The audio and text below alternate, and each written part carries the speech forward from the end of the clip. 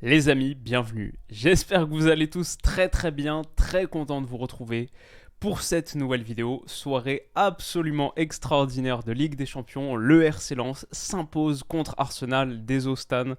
Il était au stade, il a fait le long déplacement à travers l'Atlantique jusque dans le nord pour entendre donc les magnifiques corons. Malheureusement pour lui, voir une défaite d'Arsenal. Heureusement pour nous, pour le foot français.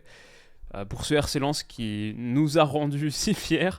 C'est vraiment magnifique ce qui vient de se produire. Victoire des Lensois, 2-1 contre les Gunners. Une victoire acquise grâce à 2 buts signés Adrien Thomasson. L'histoire, elle est absolument extraordinaire. Et Eli Wahi à la 69e minute pour l'emporter donc 2-1. On va parler des implications du classement dans ce groupe, des autres matchs de Ligue des Champions aussi en fin de vidéo parce que ça a été une soirée assez folle. Et il y a eu pas beaucoup de pronos qui sont passés, notamment celui-ci. Il n'y a rien qui me rend plus heureux. La victoire des Lensois, pas ce que j'imaginais, dans un scénario totalement dingue. Et oui, madame, on est un petit peu tous, en tout cas moi, comme vous ce soir. C'était vraiment un moment d'émotion. Arsenal donc qui échoue dans un match où ils ont quasiment tout raté, on va en parler aussi, mais ouais, vraiment les frissons devant ce RC Lens. Et je parlerai un petit peu du rapport personnel et subjectif. Ça m'a rappelé un petit truc, aussi un truc dont je parlerai à la fin. Mais d'abord, on va parler de ce match, de la manière dont on le fait toujours. Tactiquement, qu'est-ce qui s'est passé sur le terrain? Comment est-ce que Lens a arraché une victoire de prestige? Quasiment 20 ans, plus de 20 ans, après avoir joué la Ligue des Champions pour la dernière fois à Bollaert, les héros du soir, c'était ceux-ci, on va mettre en jaune. Déjà, ça correspond aux héros du jour, mais du soir, mais aussi parce que c'est plus visible. Le 3-4-2-1 Lensois, c'était donc celui-ci. Medina, Danso, Gradit, Samba, le quatuor, je vais presque dire, c'est pas historique, mais en tout cas celui qui a porté tant de succès sur les dernières années. Et Thomasson, Wahi, Sotoka, le trio offensif, pas d'Andy Diouf, mais Nampalis Mendy à la place, aux côtés d'Abdoul Salih Samed. Le double pivot lensois. Machado et Frankowski sur les côtés, les voici. Les 11 guerriers qui arboraient la tunique classique du RC Lens d'antan. Le RC Lens contre lequel Monde Olympique Lyonnais a gagné son premier titre de champion de France. Je crois que c'était ce maillot d'ailleurs qu'ils arboraient ce soir-là, si je me souviens bien, ou en tout cas un similaire. C'était peut-être l'année d'après, peut-être 2002-2003. Bref, Arsenal, c'était du 4-3-3, donc Raya dans les buts, Gabriel Saliba, il n'y avait quasiment aucun changement, pas de rotation effectuée par Mikel Arteta, à part peut-être Tomiyasu à la place de Ben White, et Trossard ailier gauche, mais parce que Martinelli était blessé. Sinon, on avait Rice, Odegaard, Havertz, Jesus en pointe, Saka sur l'aile droite. Initialement, on voit un gros pressing d'Arsenal, comme ce qu'on avait débriefé contre Tottenham il y a 8-9 jours. La pression qui peut te rendre la vie difficile, mais s'en bat tout de suite la qualité de pied. Et ce que je veux dire, c'est que Lens, pour moi, a très très bien démarré ce match. Ils font 10 excellentes minutes. Et malheureusement, le fait qu'ils encaissent le but, pour le coup, c'était totalement dans la lignée de mon prono. Et je me dis, malheureusement, la Ligue des Champions, voilà. Mais sinon, sur la physionomie, au départ, c'est super. Il y a de la justesse technique, il y a des intentions, il y a du courage. Et il y a des duels qui sont gagnés.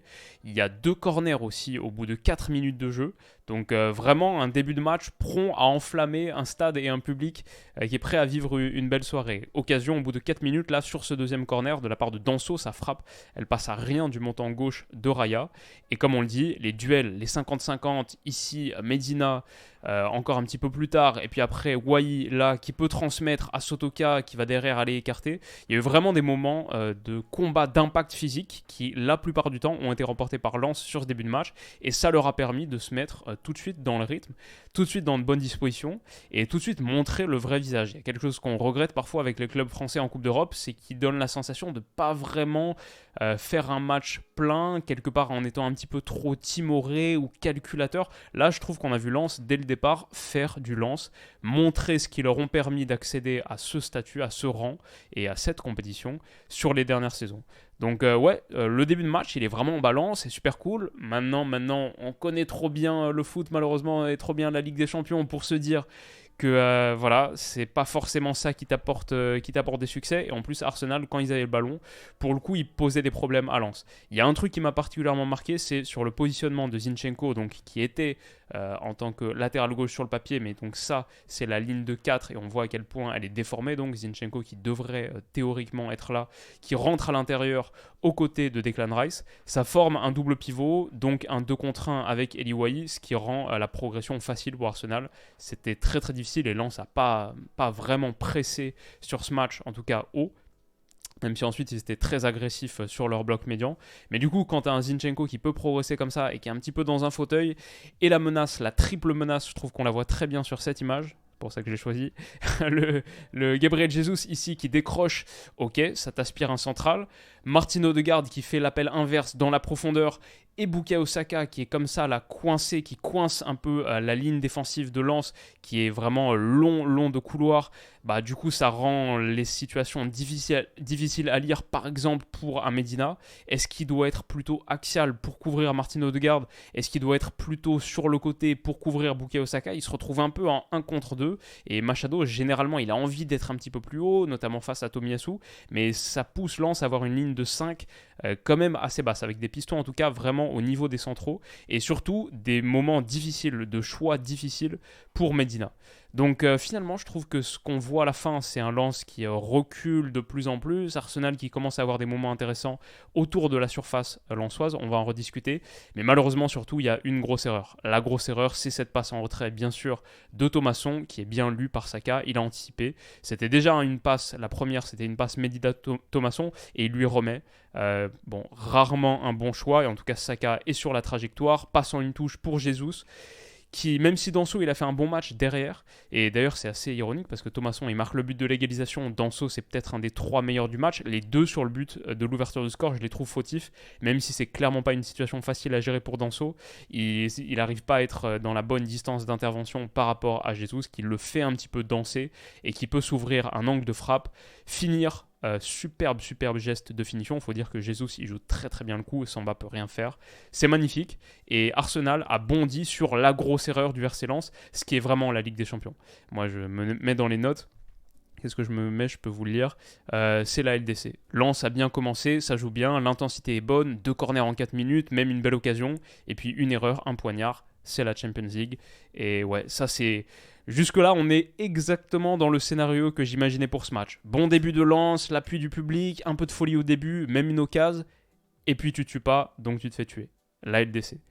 Mais du coup, je trouve ça encore plus... Donc voilà, la célébration derrière, mais du coup, je trouve ça encore plus remarquable et beau, c'est si beau, que Lens réussisse à rebondir derrière. En plus que Thomasson soit le buteur, mais ça c'est un truc supplémentaire, mais dans cette situation, dans cette configuration, alors que il n'y a aucun joueur du RC Lens qui a joué la Ligue des Champions avant cette saison. C'est la première fois depuis 2 décennies que tu retrouves la Ligue des Champions chez toi. Il y a toutes les raisons du monde contre Arsenal, il y a toutes les raisons du monde pour être impressionné et pour perdre confiance après ce moment qui est vraiment un coup de poignard, qui est vraiment douloureux.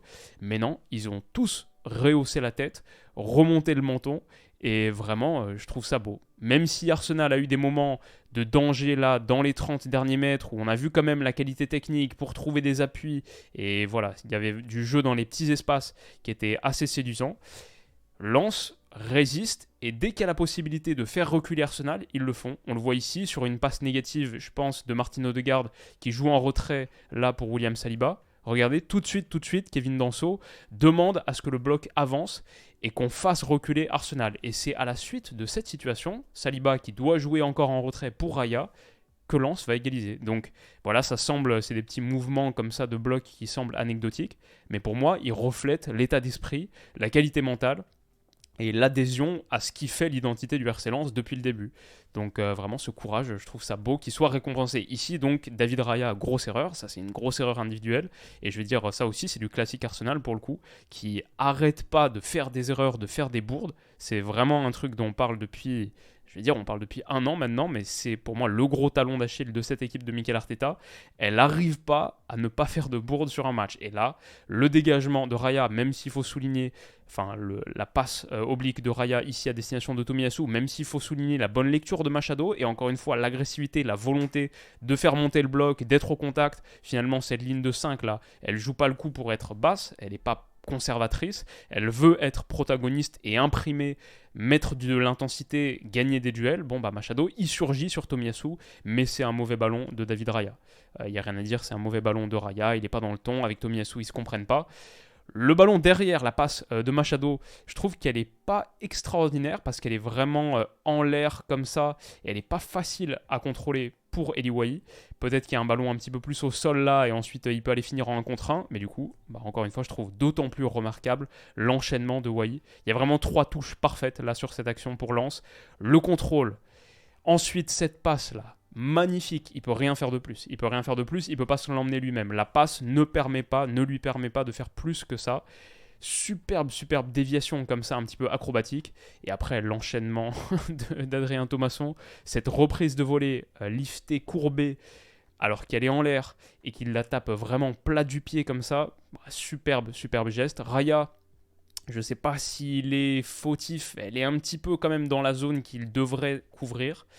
Mais la frappe, elle va aller lécher le montant. C'est vraiment petit filet des petits filets. Superbe geste de finition. Moi, je suis là, j'exulte derrière mon écran, avec quand même la petite crainte que la VAR vienne retoquer quelque chose. Je me disais peut-être sur la passe de Machado, ici, il y avait peut-être un petit hors-jeu, mais bon, j'avais tellement mal lu, parce qu'il y a clairement pas hors-jeu. Peut-être un bras aussi sur le moment où il intercepte. Visiblement, non. J'ai vu qu'un seul ralenti. Il me semble pas qu'il y ait un bras de Machado. Lance. C'est le délire, c'est mérité, magnifique célébration, un partout, Francaise est heureux, et ouais, génial. Le match retrouve de l'intensité, alors que là je me dis à 1-0 pour Arsenal au bout d'un quart d'heure, ça sent vraiment la longue soirée. Mais non, ils reviennent dedans, magnifique, et en plus sur leur première occasion après avoir concédé le but du 1-0. Donc là, eux ils ont tué, ils ont été dans le ton Ligue des Champions, et ouais, ça aussi je trouve ça très stylé. Alors, ils ont eu des occasions, des situations en transition offensive, typiquement là pour Thomasson, la possibilité d'aller attaquer le grand espace. Et ce que je trouve intéressant, et en plus là, il y avait pour moi vraiment un coup à jouer parce que Saka, il est blessé et on le voit sur l'action. Ok, là il revient et vous voyez, il est en train de trébucher, d'être à cloche-pied sur toute la course dans le grand espace de Thomasson. Je me dis, dommage de ne pas chercher à jouer un petit peu plus que ça. Il y a Wahi qui peut peut-être prendre la profondeur, il y a Sotoka là-bas. Mais soit Lens n'avait pas vraiment les armes pour jouer ses transitions offensives à fond, soit il ne voulait pas le faire. Et peut-être c'est la deuxième option. J'ai souvent vu, et à confirmer peut-être avec un revisionnage, mais j'ai souvent eu l'impression en tout cas qu'il y avait des moments où Lens cherchait volontairement à calmer le tempo du match et à contrôler le rythme, alors que pourtant il y avait peut-être des opportunités en contre, mais ils ont voulu mettre leurs pattes, leurs touches et dire non, on va pas être l'équipe qui seulement à la récupération essaye de saisir chaque moindre petite opportunité. Nous aussi on a notre jeu à jouer et j'ai trouvé ça beau. Voilà, donc derrière il y a une passe en retrait et on se retrouve quelques secondes plus tard, c'est 20 secondes plus tard, avec une vraie phase de possession dans le camp d'Arsenal. Donc ouais, vraiment Lens a été inspirants et protagonistes. Ils ont vraiment cherché à mettre leur jeu en place et pas s'adapter 100% à l'adversaire. Donc voilà, comme quoi on peut triompher par le jeu quand on a des principes clairs et bon, qui sont bien exécutés depuis un moment maintenant. Stylé. Un gros coup dur pour Arsenal et du coup là où le match tourne aussi bien pour Lens, faut le dire, c'est la sortie sur blessure de Saka parce que bon, il est le MVP ou un des 3 joueurs les plus importants d'Arsenal avec Odegaard et peut-être tu peux mettre un autre. Et parce que Fabio Vieira, son entrée, il a quasiment rien apporté. Donc ça, c'est quand même un vrai moment où le match tourne bien pour Lens, il faut le souligner. Derrière, Arsenal a continué d'avoir des moments un petit peu dangereux, grâce à Zinchenko par exemple, cette passe-là dans l'intervalle, elle fait très mal entre Gradit et Frankowski, et elle aurait pu être très dangereuse, mais il y a un superbe retour de Gradit. Arsenal n'a pas réussi à profiter de ces moments-là, Lens les a bien défendus aussi. Donc voilà, on arrive à la mi-temps un partout.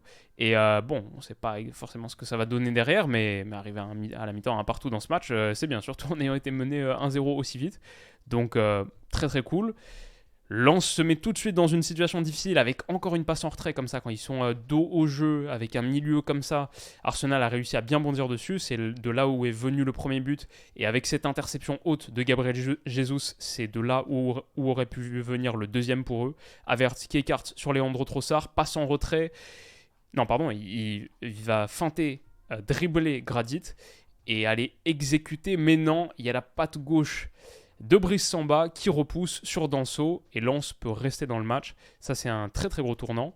Comme ce corner aussi, qui est repris par Tomiyasu seul au point de pénalty. Mais il faut un énorme arrêt. Il y a un énorme arrêt, encore une fois, de Brice Samba, même si elle est sur lui en vrai. Elle est sur lui, mais la patte, elle est ferme. Repousse bien le ballon. Il est tonique. Leandro Trossard pense que ça fait but. Tellement c'est une énorme occasion. Et ça fait but la plupart du temps. Mais voilà, Samba, 2 très gros arrêts au moment où il le fallait. Il est sans doute le MVP ou un des 3 MVP du match pour Lens. ok. Derrière, moi, ce que j'ai continué à aimer, c'est l'agressivité lensoise. Bon, ça, c'est l'action qui amène le 2-1. On oublie peut-être d'où ça vient parce qu'il y a un superbe relais sur le flanc droit, mais à la base, c'est un ballon qui est gagné par l'agressivité de Salis Abdoul Samed ici, par le retour d'Adrien Thomasson, qui, dis donc, a été impliqué positivement dans les deux buts, positivement dans les deux, impliqué tout court dans les trois, mais ça fait plaisir pour lui, il s'est bien racheté. Retour ici décisif sur Tomiyasu. Derrière, encore une fois, un petit peu comme ce qu'on disait, Lens prend le temps de contrôler, d'imprimer son jeu, et voilà, ça c'est Lens dans son système classique. Là, on a du 3-5-2, 3-4-2-1, avec Sotoka qui est un petit peu en décrochage, mais sinon Wai qui est ici, les pistons qui sont là. Et avec cette passe de Danso qui va aller chercher Frankowski, on a une superbe combinaison en une touche. Frankowski pour Sotoka, donc qui est un petit peu plus bas par rapport au trio lensois, qui est ici. Combinaison en une touche, hop, il va être touché, il la remet à Frankowski, 2 touches pour Sotoka, une touche encore, puis le centre pour Frankowski. Le centre, il est magnifique, il est parfait. Et alors la reprise d'Eliouaï, elle est géniale aussi. 2-1, c'est un but vraiment superbe. Les 2 buts lensois, ils sont magnifiques. Honnêtement, les 2 buts lensois, ils sont vraiment très beaux. Et ça donne beaucoup de raisons de célébrer. Lens qui fait vraiment basculer ce match dans le délire. Ça fait 2-1 pour Wai. Ça me fait plaisir pour lui. Je trouve que c'est vraiment un super joueur et belle personnalité. De tout ce que je vois de lui, je vois vraiment un gars mature en même temps qui a l'air de vraiment vivre pleinement ce qui lui arrive. Ça fait vraiment kiffer pour lui. Donc magnifique conclusion. Belle soirée, le câlin avec Franck Hez. Et en plus, derrière, Arsenal, bon, normal, tu prends le 3e but du match, le 2e contre toi à 20 minutes de la fin, forcément, tu vas commencer. Ça peut faire un petit peu paniquer, mais j'ai vraiment trouvé que mentalement, on voit ici dès le coup d'envoi, le mauvais contrôle de Raya, qui a vraiment vécu une soirée compliquée. Donc c'est un Arsenal un peu shaken, quoi, choc, comme on dit, ça tremble un petit peu, il faut que Declan Rice appelle au calme. Ils auront des grosses occasions à la fin, mais Danso a été génial. Sotokamp, comme je l'ai appelé, parce que pour moi, il me fait un peu penser à Dennis Bergkamp. Il y a des moments vraiment néerlandais de Sotoka avec ce contrôle sublime là, sur un long ballon. Et Fabio Vieira a été en dessous de tout, donc vraiment sur l'aile droite, c'était compliqué pour Arsenal. Pourtant, ils ont 2 grosses occasions à la fin. Ici, sur un centre en retrait, Rhys Nelson, je me dis que ça va faire 2-2. Là, je vois la climatisation posée à Bollard, mais énorme intervention de Gradit. Et la deuxième aussi, elle est pas mal. On a beaucoup souligné la première, c'est top, mais il se relève tout de suite, très vite, pour écarter le danger derrière. Donc ça, c'est top. Donc voilà, on voit ça. Et ensuite, ici, encore une intervention à la toute fin, temps additionnel, qui permet à Lens de résister. 2-1, coup de sifflet final, magnifique. Et ouais, vraiment, moi j'ai vécu trop belle soirée. C'était pas mon prono, ça pourrait pas plus me ravir, c'est trop cool. Et je vais dire, j'ai vécu un truc un peu devant ce match qui est spécial. C'est moi je suis supporter lyonnais et on m'a beaucoup dit, des gens que j'ai rencontrés au fur et à mesure dans ma vie, etc., notamment des Parisiens. J'ai vécu 10 ans à Paris. Beaucoup m'ont dit, ouais, moi l'OL j'ai une petite affinité parce que les grandes soirées de Ligue des Champions, moi je les ai vécues à l'époque en plus où le PSG était nul, quand j'avais du coup mon âge à l'époque, genre en 2004, quand j'avais 10 ans, 11 ans, 12 ans et tout. Tous ces gens qui ont vécu et qui ont créé à l'époque une petite proximité avec l'OL, parce que j'imagine c'est une équipe qui te rendait fier quand ça bat le Real Madrid 3-0, quand ça vit de grands moments. Bon, même les crève-cœurs quelque part créent une affinité. Là c'est Milan, PSV Eindhoven, etc. Donc cette sensation-là, je ne sais pas exactement ce que c'est, parce que moi je l'ai vécu pleinement en tant que supporter lyonnais, mais je me dis que j'ai vécu quelque chose un petit peu similaire ce soir, genre Lens. En plus, Lens, ils n'ont pas ce passé européen négatif. Pour l'instant, moi, Lens, dans toute ma vie, j'ai vu 2 rencontres d'eux en Ligue des Champions, ils ont 4 points. Donc, c'est pas comme s'il y avait tout ce passé difficile à surmonter. Ils sont en train d'écrire une histoire qui est positive depuis le début, en Europe. Et moi, je ressens un petit quelque chose en les voyant. Vraiment, c'est cool parce qu'on a vécu tellement de moments difficiles avec les clubs français en Europe. C'est tellement souvent soit la honte, soit le crève-cœur, généralement des émotions négatives. Ça fait kiffer là de voir une équipe arriver toute fraîche et nous faire plaisir. Donc ouais, je me dis Je me dis, ça c'est un petit peu de ce que vivaient les gens que j'ai rencontrés ensuite quand ils regardaient l'OL à l'époque. Je sais pas, mais je pense que j'ai ressenti un peu de ça ce soir et c'était cool. Une bonne sensation. Donc voilà pour Lens. Top. 4 points dans ce groupe. Incroyable, notamment parce qu'il y a eu une fin de match entre Séville et le PSV très très positive pour eux. Séville a 2 points, 2 matchs nuls. 4 points pour Lens, même dans l'optique, potentiellement, on va voir pour la qualif, on va pas trop s'enflammer, mais même dans l'optique de continuer à évoluer en Europe, d'aller chercher la 3e place, qui était mon prono à la base, c'est très très bien. On va voir maintenant, tu viens de battre Arsenal, évidemment, l'objectif c'est la qualif. Il va rester 4 gros matchs honnêtement dans cette poule. Même si le PSV Eindhoven est dernier, entre guillemets, et que Lens va les jouer 2 fois, attention au PSV. PSV ça va pas être facile du tout. PSV pour moi c'est une très bonne équipe. Et d'ailleurs ils ont accroché Séville à la fin de partout, même si je les voyais l'emporter. Si on regarde les résultats du soir et qu'on les confronte à mes pronos qui sont sortis un petit peu plus tôt ce matin, c'est pas glorieux. Mais c'est pas si catastrophique. Bon, c'est pas foufou. Union Berlin et Braga, 3-2 pour Braga. Je vais dire, c'est un petit peu dans le sens de ce que je disais. Moi, j'avais dit 1-1, mais parce que l'Union était favori à la maison, etc. Moi, je disais, ouais, mais ils sont pas vraiment à la maison. Et surtout, en ce moment, c'est pas top. Ils sont sur 5 défaites consécutives. Je vois un match nul d'un Braga qui avait pas été mauvais contre Naples. Ils ont fait encore mieux que ça. 3-2. Bon, avec le but du 3-2, il est à la 94e minute. Donc bon, victoire arrachée incroyable. On n'était pas loin du match nul. Salzbourg, Real Sociedad, ça a fait 2-0. J'imaginais quelque chose de plus fou et de plus équilibré, 3 partout. Mais donc la Real Sociedad qui marque de gros points dans ce groupe après avoir tenu en échec l'Inter, c'est top pour eux. Inter Benfica, pour le coup, on est bien. Si je me trompe pas, j'avais dit 1-0. Donc ça fait 1-0.